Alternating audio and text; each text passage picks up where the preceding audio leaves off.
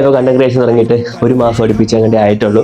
എനിക്കിപ്പോൾ തന്നെ അത്യാവശ്യം പ്രൊമോഷൻസ് ഞാനൊക്കെ പറയുന്നത് തരക്കേടില്ലാത്ത റേഞ്ച് ഒരു സ്റ്റോറി അല്ലെങ്കിൽ റീൽസ് എടുക്കാൻ ഒരു 500 രൂപ കുറയാതെ എങ്ങനെയാണ് വാങ്ങിക്കുന്നത്. പിന്നെ വേറെ അടുത്തുണ്ട് അവൻ ഇങ്ങനെ ഹുഡിയും വെച്ച് ഒരു ഹെഡ്ഫോണും കാര്യങ്ങളൊക്കെ വെച്ചിട്ട് വരും. Just by uploading a reel നിങ്ങൾക്ക് ഒരു 10,000-8,000 രൂപ എന്തായാലും കിട്ടുന്നുണ്ട്. കണ്ടന്റ് ക്രിയേഷൻ്റെ പവർ എന്താണെന്ന് ഇതുവരെയും മനസ്സിലായിട്ടില്ല.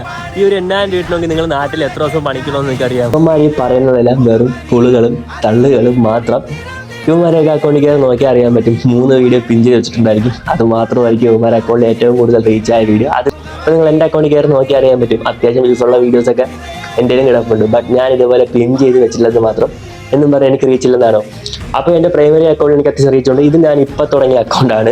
1500 ഫോളോവേഴ്സ് മാത്രമേ ഉള്ളൂ. ബട്ട് അതിൽ 1.1 മില്യൺ അടുപ്പിച്ച് മന്ത്ലി വ്യൂസ് ഉണ്ട്.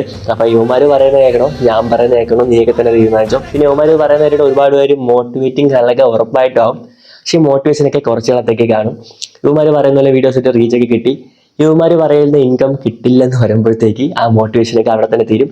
അപ്പോൾ ബീയിങ് എ കണ്ടന്റ് ക്രിയേറ്റർ എനിക്കറിയാവുന്ന കുറച്ച് കാര്യങ്ങളും നിനക്കൊക്കെ അറിയാത്തതും ഇവന്മാരെ പോലുള്ള കുറച്ച് പേർ തള്ളി വെക്കുന്നതായ കുറച്ച് കാര്യങ്ങൾ ഇനി മുതൽ പാർട്ടായിട്ട് ഞാൻ പൊളിക്കാൻ പോവുകയാണ്. എന്നാലും ഇത്രയും ഓപ്പണായിട്ട് വന്നിട്ട് ഇത്രയും കോൺഫിഡൻ്റ് ആയിട്ട് തള്ളാൻ വേണ്ടിയുള്ള അവൻ്റെയൊക്കെ ഒരു കോൺഫിഡൻസ് ഇത്. അപ്പോൾ എന്തായാലും നമ്മൾ ഒരു സീരീസ് അങ്ങ് തുടങ്ങാമെന്ന് വിചാരിച്ചു.